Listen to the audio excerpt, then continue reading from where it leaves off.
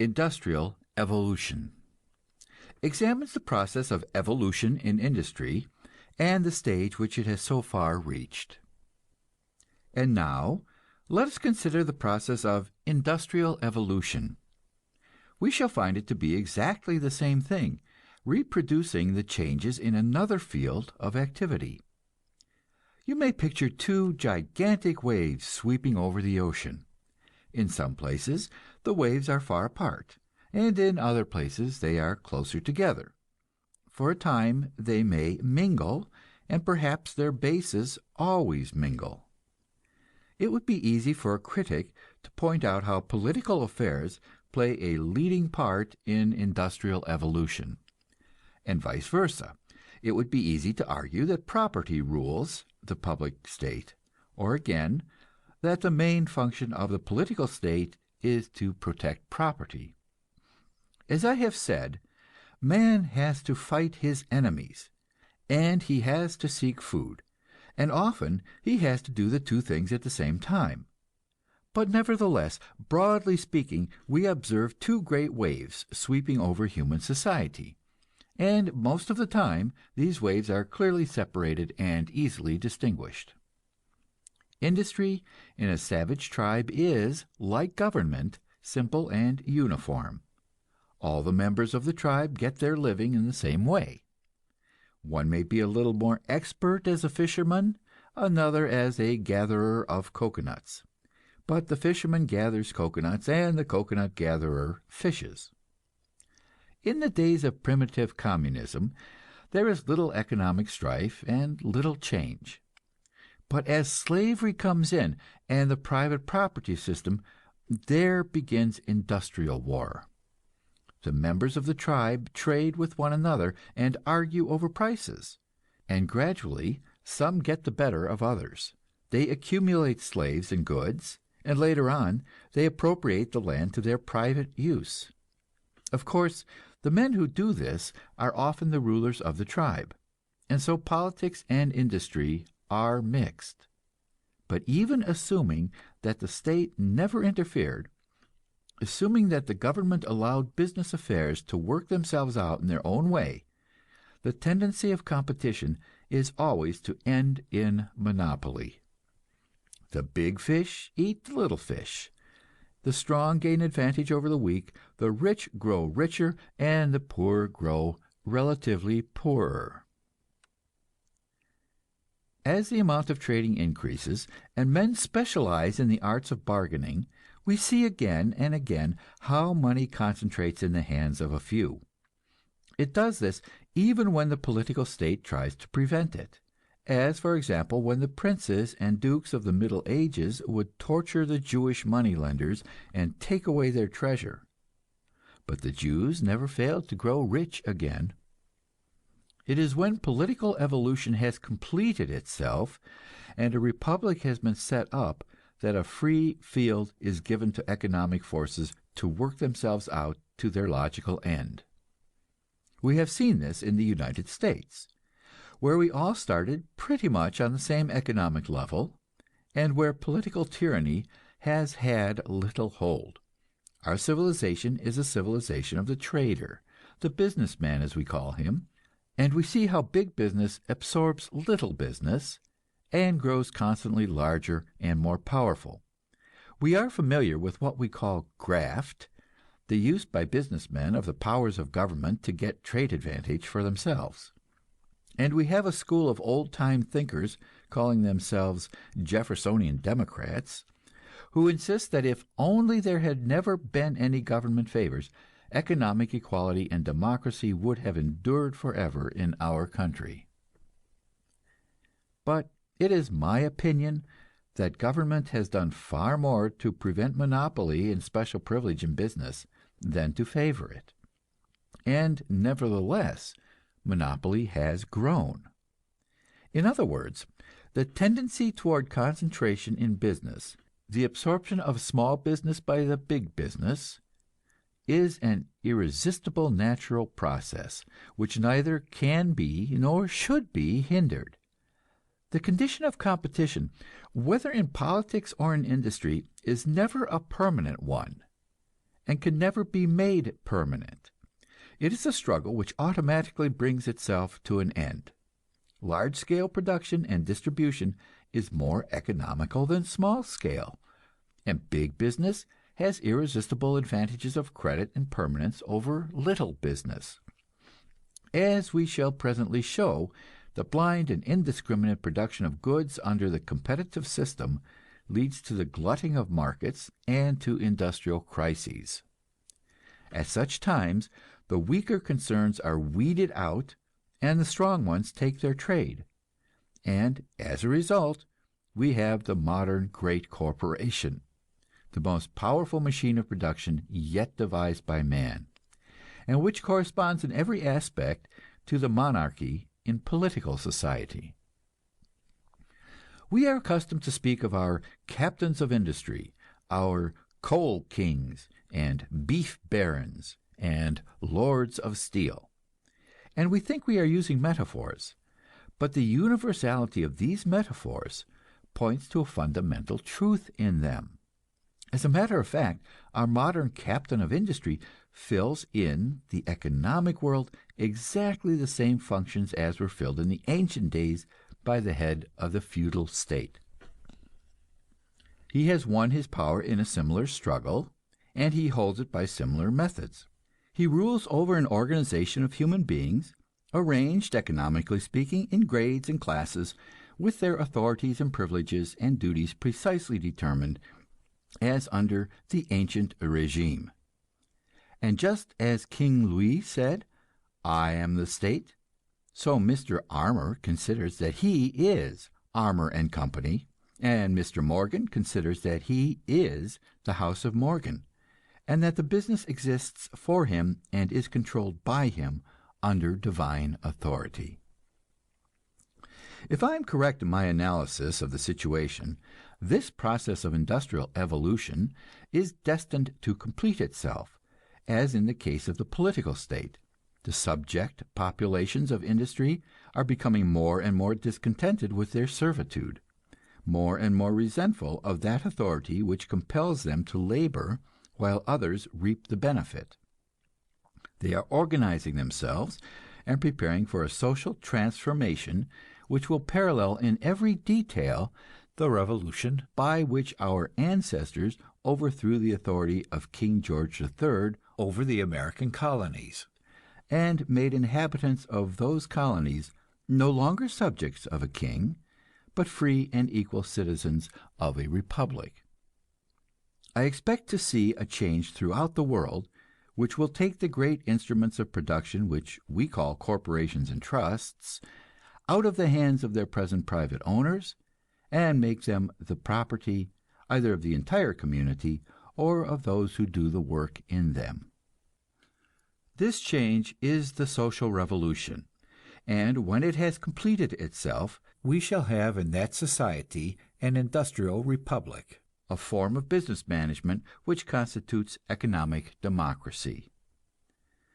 The history of the world's political revolutions has been written almost exclusively by aristocratic or bourgeois historians, that is to say, by men who, whatever their attitude toward political democracy, have no conception of industrial democracy, and believe that industrial strife and enslavement are the normal conditions of life.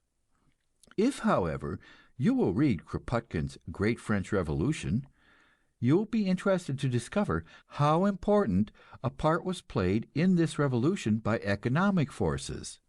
Underneath the political discontent of the merchants and middle classes lay a vast mass of social discontent of the peasants and workers. It was the masses of people who made the revolution, but it was the middle classes who seized it and turned it to their own ends, putting down attempts toward economic equality and confining the changes so far as possible to the political field. And everywhere throughout history, if you study revolutions, you will find that same thing happening. You find, for example, Martin Luther fighting for the right to preach the word of God without consulting the Pope. But when the peasants of Germany arose and sought to set themselves free from feudal landlords, Luther turned against them, and called upon the princes to shoot them down. The ass needs to be beaten, and the populace needs to be controlled with a strong hand. The landlords and property classes of England were willing to restrict the power of the king, and to give the vote to the educated and well-to-do. But from the time of Jack Cade to our own, they shoot down the poor. But meantime, the industrial process continues.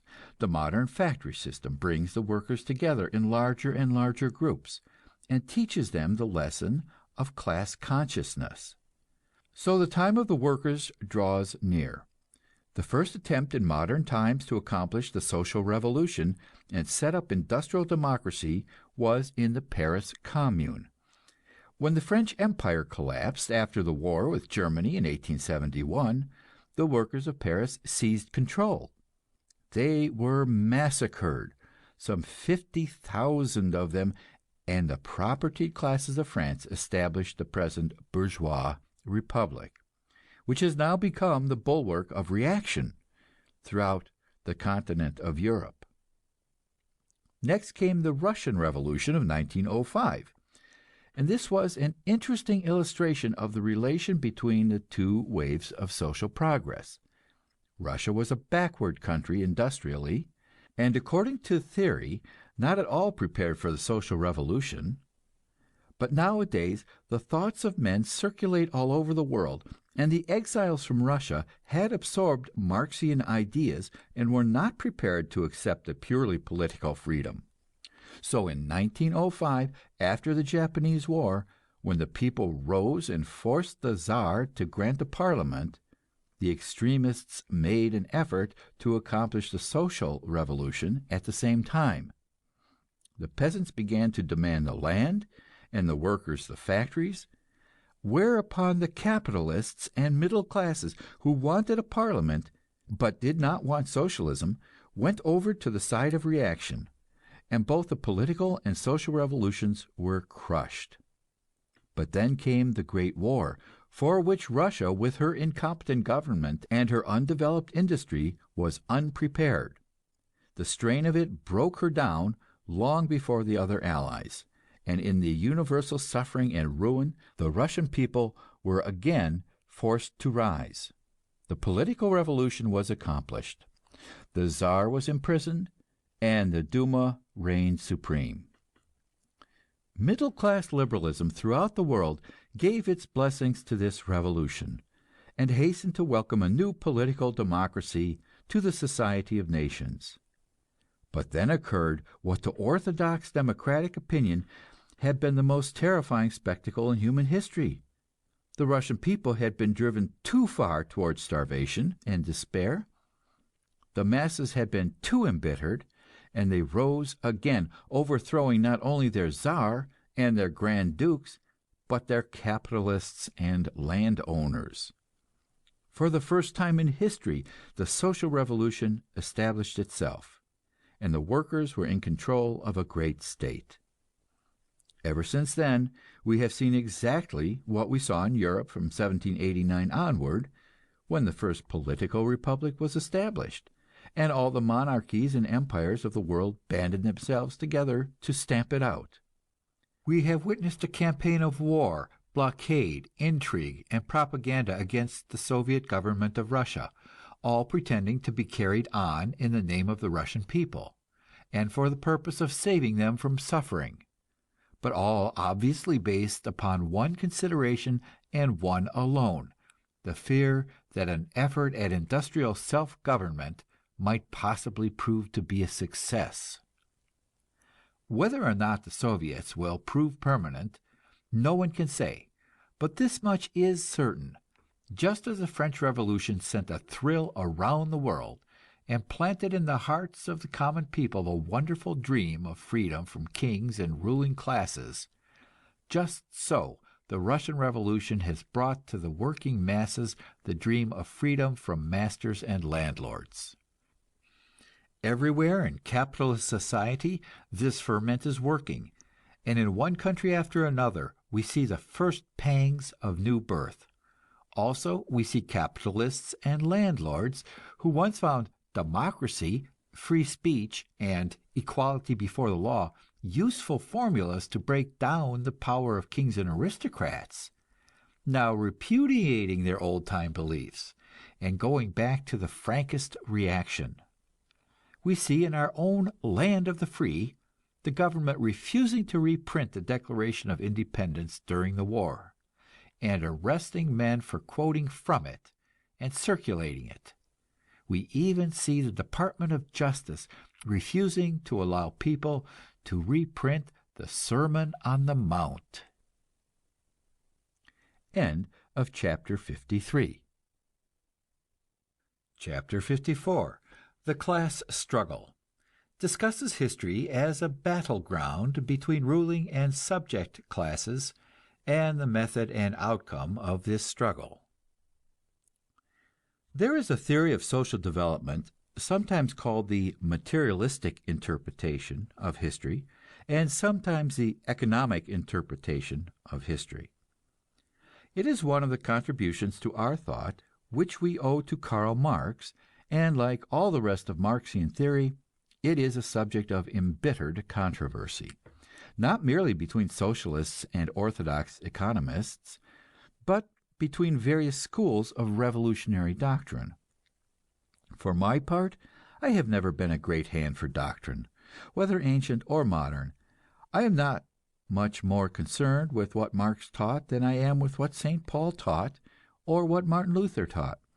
My advice is to look at life with your own eyes and to state in simple language the conclusions of your own thinking. Man is an eating animal. He has also been described as a tool-making animal, and might be described as an ideal-making animal. There is a tendency on the part of those who specialize in the making of ideals to repudiate the eating and the tool-making sides of man, which accounts for the quarrel between the Marxians and the moralists. All through history you find new efforts of man to develop his emotional and spiritual nature, and to escape from the humiliating limitations of the flesh. These efforts have, many of them, been animated by desperate sincerity, but none of them have changed the fundamental fact that man is an eating animal, an animal insufficiently provided by nature against cold, and with an intense repugnance to having streams of cold water run down the back of his neck. The religious teachers go out with empty purse and take no thought for the morrow, but the forces of nature press insistently upon them, and little by little they make compromises. They take to shelter while they are preaching. They consent to live in houses, and even to own houses, and to keep a bank account. So they make terms with the powers of this world, and the powers of this world, which are subtle and awake to their own interests, find ways to twist the new doctrine to their ends. So the new religion becomes simply another form of the old hypocrisy, and it comes to us as a breath of fresh air in a room full of corruption, when someone says, "Let us have done with aged shams and false idealisms. Let us face the facts of life and admit that man is a physical animal and cannot do any sane and constructive thinking until he has food and shelter provided. Let us look at history with unblinking eyes and realize that food and shelter, the material means of life, are what men have been seeking all through history, and will continue to seek, until we put production and distribution upon a basis of justice instead of a basis of force." Such is, as simply as I can phrase it, the materialistic interpretation of history. Put into its dress of scientific language, it reads: the dominant method of production and exchange in any society determines the institutions and forms of that society. I do not think I exaggerate in saying that this formula, applied with judgment and discrimination, is a key to the understanding of human societies.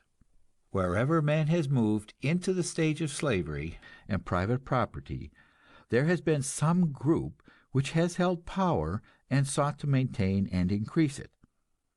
This group has set the standards of behavior and belief for the community. And if you wish to understand the government and religion, the manners and morals, the philosophy and literature and art of that community, the first thing you have to do is to understand the dominant group and its methods of keeping itself on top. This statement applies not merely to those cultural forms which are established and ordained by the ruling class. It applies equally well to the revolutionary forms, the behavior and beliefs of those who oppose the ruling class. For men do not revolt in a vacuum. They revolt against certain conditions, and the form of their revolt is determined by the conditions. Take, for example, primitive Christianity, which was certainly an effort to be unworldly, if ever such an effort was made by man. But you cannot understand anything about primitive Christianity unless you see it as a new form of slave revolt against Roman imperialism and capitalism. The theory of the class struggle is the master key to the bewilderments and confusions of history. Always there is a dominant class, holding the power of the state, and always there are subject classes, and sooner or later the subject classes begin protesting and struggling for wider rights. When they think they are strong enough, they attempt a revolt, and sometimes they succeed. If they do, they write the histories of the revolt, and their leaders become heroes and statesmen. If they fail, the histories are written by their oppressors, and the rebels are portrayed as criminals. One of the commonest of popular assumptions is that if the rebels have justice on their side, they are bound to succeed in the long run. But this is merely the sentimental nonsense that is made out of history. It is perfectly possible for a just revolt to be crushed, and to be crushed again and again, just as it is possible for a child which is ready to be born to fail to be born, and to perish miserably. The fact that the Huguenots had most of the virtue and industry and intelligence of France did not keep them from being slaughtered by Catholic bigots, and reaction riveted upon the French people for a couple of 100 years. The fact that the Moors had most of the industry of Spain did not keep them from being driven into exile by the Inquisition, and the intellectual life of the Spanish people strangled for 300 or 400 years. Some 800 years ago, our ancestors in England brought a cruel and despotic king to battle, and conquered him, and on the field of Runnymede forced him to sign a grant of rights to Englishmen. That document is known as Magna Carta, or the Great Charter, and everyone who writes political history today recognizes it as one of the greatest of man's achievements, the beginning of a process which we hope will bring freedom and equality before the law to every human being on earth. And now we have come to the stage in our industrial affairs when the organized workers seek to bring the monarchs of industry into the council chamber and force them to sign a similar great charter which will grant freedom and self-government to the workers. Just as King John was forced to admit that the power to tax and spend the public revenue belonged to the people of England and not to the ruler, just so the workers will establish the principle that the finances of industry are a public concern, that the books are to be opened and prices fixed and wages paid by the democratic vote of the citizens of industry.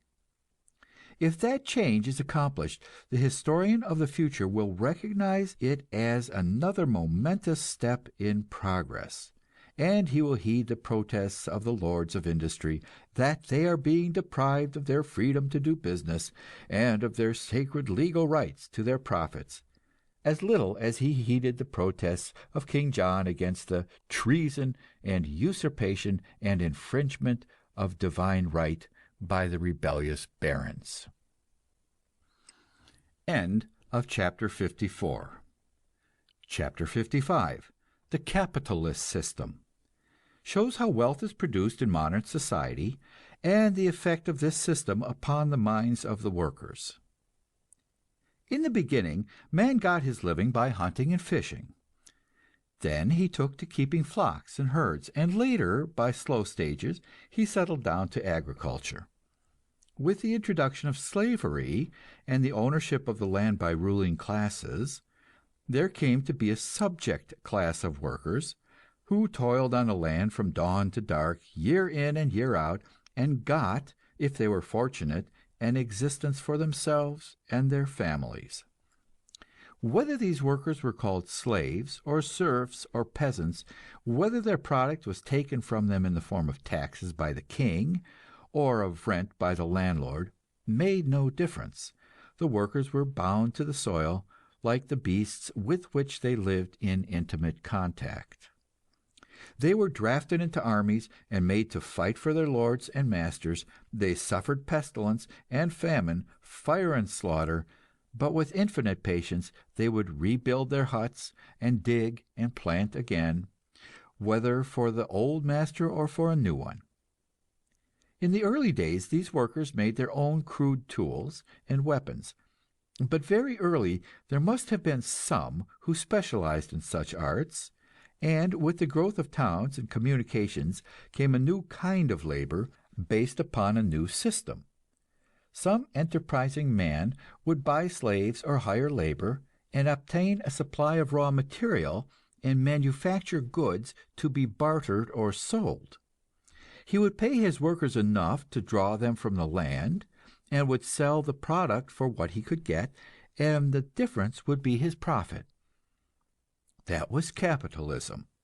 And at first it was a thing of no importance, and the men who engaged in it had no social standing.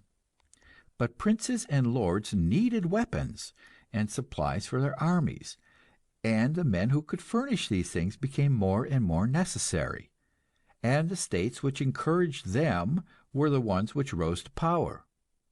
Merchants and sea traders became the intimates of kings, and by the time of the Roman Empire, capitalism was a great world power, dominating the state, using the armies of the state for its purposes.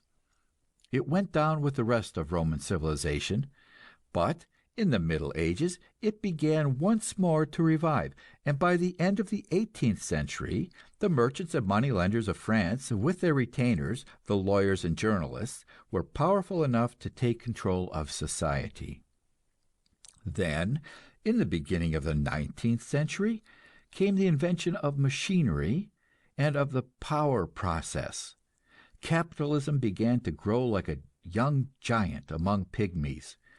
In the course of a century, it has ousted all other methods of production and all other forms of social activity.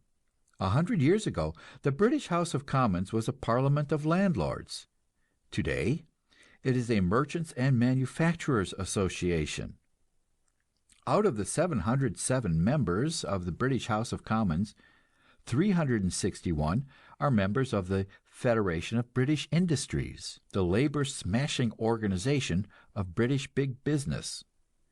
And the same is true of every other parliament and congress in the modern capitalist state.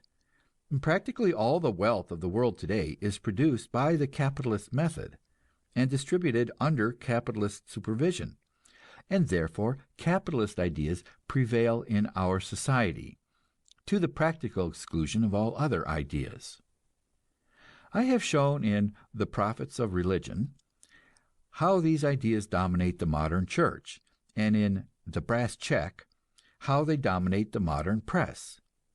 I plan to write 2 books to show how they dominate education and literature. 100 years ago, an industry consisted of a half a dozen or a dozen men working under the personal supervision of an owner and using crude hand tools. Today, it consists of a gigantic trust owning and managing scores and perhaps hundreds of mills and factories, each employing thousands of workers. A corporation like the Steel Trust owns enough of the sources of its raw material to give it practical monopoly. It owns a fleet of vessels specially designed for ore carrying. It owns its private railroads to deliver the ore to the mills. Through its system of dummy directorates, it has practical control of the main railroads over which it distributes its products, also of banks and trust companies and insurance companies, to gather the money of the public to finance its undertakings. It owns huge office buildings and vast tracts of land upon which the homes of its workers are built. It has a private army for the defense of its property, a complete army of cavalry, infantry, and artillery, including a large and highly efficient secret service department, with a host of informers and spies. It has newspapers for the purpose of propaganda, and it controls the government of every village, town, and city in which it has important interests. If you will take the trouble to visit a steel town and make inquiries among public officials, newspaper men, and others who are on the inside, you will discover that those in authority consider it necessary and proper that steel should control, and are unable to conceive any other condition of affairs.